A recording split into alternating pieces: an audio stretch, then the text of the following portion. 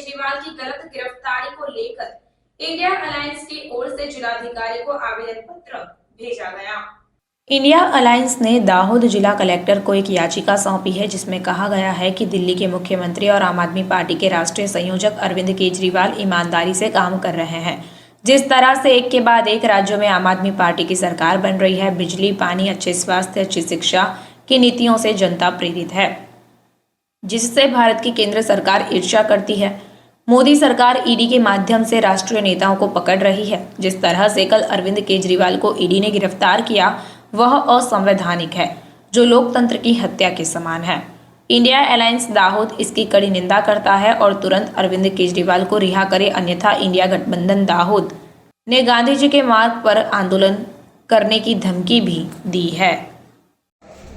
आज रोज दाहोद कलेक्टर कचेरीए અમારા રાષ્ટ્રીય અધ્યક્ષ શ્રી અરવિંદ કેજરીવાલ સાહેબની ઈડી દ્વારા ખોટી રીતે ધરપકડ કરવામાં આવી છે।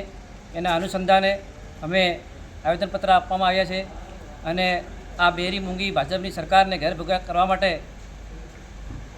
અમે આહવાન કરીએ છીએ કે આવી ઈડીનો દુરુપયોગ કરી અને ઈમાનદાર નેતાને ખોટી રીતે ધરપકડ કરવામાં આવી છે, એમને તાત્કાલિક ધોરણે છોડવામાં આવે એવી લીમખેડા તાલુકા આમ આદમી પાર્ટી વતી હું સરકારશ્રીને તથા દાહોદ કલેક્ટર અને મહામહિમ રાજ્યપાલશ્રીને નમ્ર વિનંતી કરું છું અને જો આવું ન થાય તો ગુજરાત અને દાહોદની જનતા ઉગ્ર આંદોલન કરશે એવી ચીમકી આપીએ છીએ।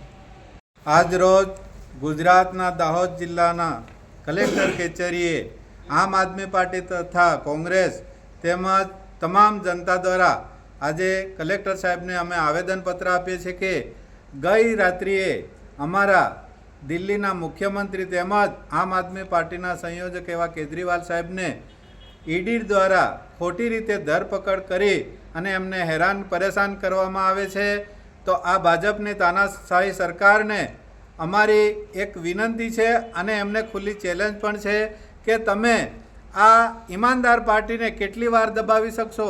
હવે પછી તમારે આ ભારત દેશમાંથી ભાજપનું કમળનું નિશાન અમે ઉખાડીને ફેંકી દેવાના છે, કારણ કે તમે જેટલો ભ્રષ્ટાચાર કર્યો છે એવો આજે કોઈ જગ્યાએ નથી। કોંગ્રેસના રાજમાં પણ આટલો ભ્રષ્ટાચાર નહોતો। આજે દરેક જે કચેરીઓ છે એમાં પૂરેપૂરો ભ્રષ્ટાચાર છે। તમારી કઈ યોજના સફળ થઈ છે? તો અમારા અરવિંદ કેજરીવાલ સાહેબે આજે શિક્ષણની નીતિમાં ફેરફાર કર્યો છે, દવાખાનામાં ફેરફાર કર્યો છે, આજે મફત દવા મળી રહી છે, મફત શિક્ષણ મળી રહ્યું છે। જ્યારે ગુજરાતમાં દેખો, આખા દેશમાં દેખો, તમારી કોલેજોમાં 2-2 લાખની ફી છે। તો આના કારણે તમે ઈમાનદાર નેતાને આજે દબાવી રહ્યા છો, પણ આજે જનતા જાગી ચૂકી છે। તમને ચોક્કસ જાકારો આ ચૂંટણી લોકસભા ચૂંટણીમાં મળશે એની અમે ચેલેન્જ સાથે વાત કરીએ છીએ। कल रात को जिस तरह से बीजेपी सरकार ने आम आदमी पार्टी के संयोजक अरविंद केजरीवाल को पकड़ने के लिए जो तानाशाही कर रही है, उसका हम आम आदमी पार्टी दाहोद शहर की तरफ से सख्त विरोध करते हैं। और हम बीजेपी सरकार को ये कहना चाहते हैं कि ईमानदार सरकार को आप कितना भी डरा लो, धमका लो, पर ईमानदार आदमी कभी डरने वाला नहीं है और न ही आपके कहने पे झुकेगा। तो ये हमारा कहना है कि अगर आपने जो अरविंद केजरीवाल को खोटी तरफ से खोटी शराब नीति के तहत गिरफ्तार किया है, यह गलत है।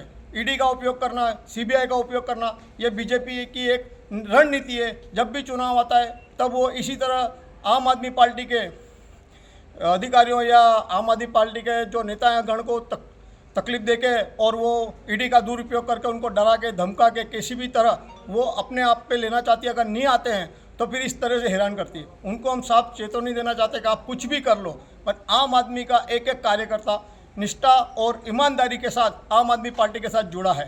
वो कभी भी आपके कहने पे, आपके दबाव पे कभी भी कोई भी पार्टी में जुड़ने वाला नहीं है। ये एक ईमानदार पार्टी है, झुकेगी नहीं, लड़ेगी। भारत माता की जय। गई काले जे दिल्लीना सीएम अरविंद केजरीवालजीने जे ईडी द्वारा धरपकड़ करवामां आवेल छे, हवे जे केजरीवाल साहेबने एमना शरीरने तमे गिरफ्तार करी शकशो, एमने जेलमां नाखी शकशो, पण एमना विचारोने, एमनी विचारसरणीने तमे केवी रीते रोकी शकशो? अत्यारे गामडे गामडे, घरे घरे, तालुके तालुके, जिल्ले जिल्ले एक केजरीवाल हजारों की संख्या में मौजूद है।